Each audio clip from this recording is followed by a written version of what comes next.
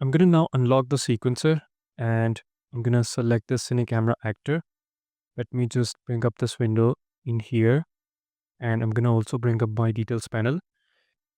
In here, I'm just gonna go into focus settings and change the focus method to manual. I'm gonna also check this box so that I can manually animate the focus on these hover bikes. Okay. So I'm just gonna move my view somewhere around here, let's say, and let's open up this camera. I'm just gonna unlock this thing and I'm just gonna select this camera component. And in here, you can see that we have the manual focus distance. I'm just gonna add a keyframe, and you can also tweak it from here or here as well. I'm just gonna do it from here. We're gonna just increase this value until I have this plane over these hover bikes. Okay, there we go. I'm gonna now just move 10 frames forward and let's animate this focus like so. Okay, and I'm just gonna move 10 frames forward and I'm just gonna place this 2D plane over this sci-fi hover bike. Okay, I'm gonna move this playhead again 10 frames forward and let me adjust my view. I'm gonna now increase this value and place this 2D focus plane over this hover bike. There we go. Let's move 10 more frames and I'm gonna place that 2D focus plane on this hover bike once again.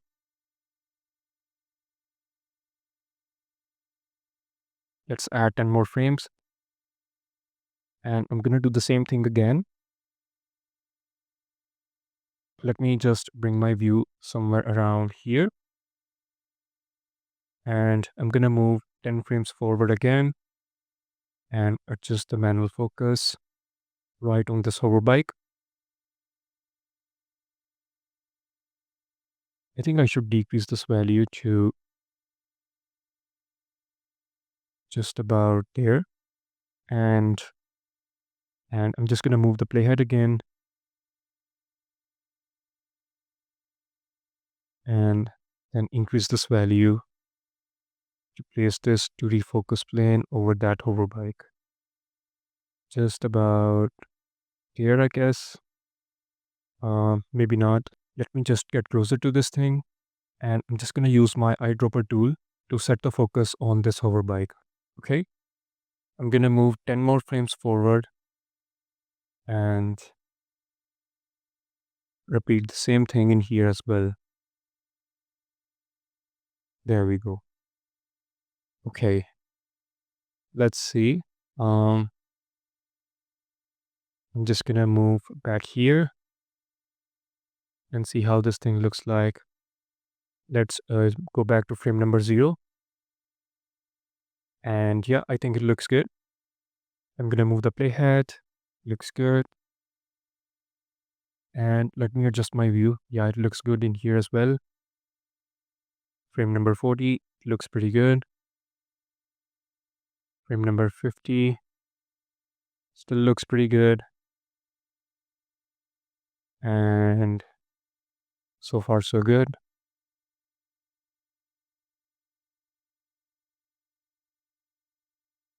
And yeah, I think it looks good in here as well.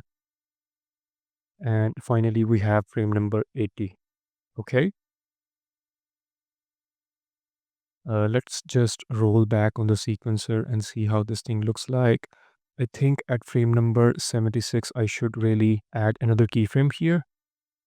So I'm just going to use my eyedropper tool and set the focus plane on this hover bike. Okay. Let's move back and see how this thing looks like.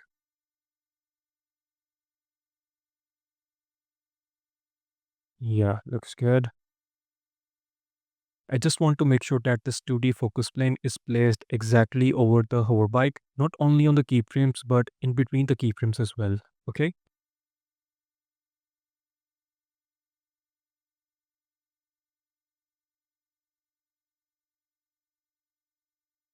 Let's see. Yeah, I think it looks good. Perhaps we can do just a little bit better. And oops, I think I should move this playhead to frame number 60 and then use this eyedropper tool to really, nail the focus. And let's see.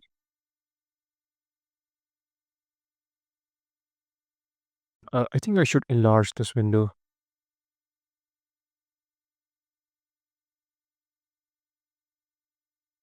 Yeah, so far so good.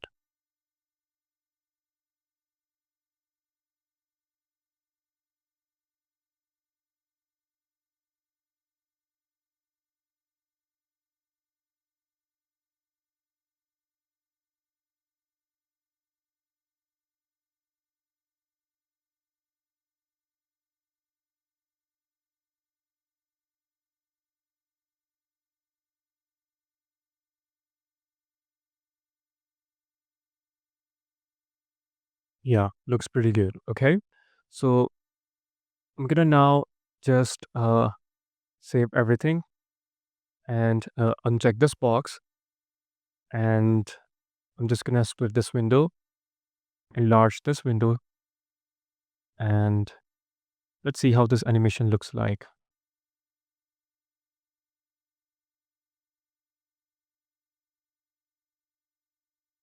Yeah, I think it looks pretty good and pretty cool. The other settings are exactly the same. You can see that we have the same sensor, IMAX 70 millimeter. We have set the squeeze factor to 2, exactly like the first shot. And in this video, we did adjusted the manual focus distance, and the aperture is the same as well, but the focal length for this one is 200. So that's pretty much it with the camera settings. I'm just gonna now lock this thing and save everything again. I'm just gonna now close this component and close this camera as well. Let me just unlock the sequencer and lock this track. Okay, I'm gonna lock the sequencer again, save everything, and let's go into the content browser. I'm gonna split this window, and let's now bring these assets into the scene to break the light that is being projected on the surface. I'm just gonna select both of them and move them on the y-axis to just about there. And then I'm also gonna move them on x-axis as well to just about there. Okay, let me just go ahead and open up the level sequence and see how this thing actually looks like with our animation. Yeah, I think it looks pretty good. Uh, Perhaps a little bit more light on the subject in here. For that, I'm just gonna move these assets on X maybe. Yeah, I think now it looks pretty good. So let me just move the playhead to see this animation. Yeah, I think it looks pretty good. Let's play the animation again.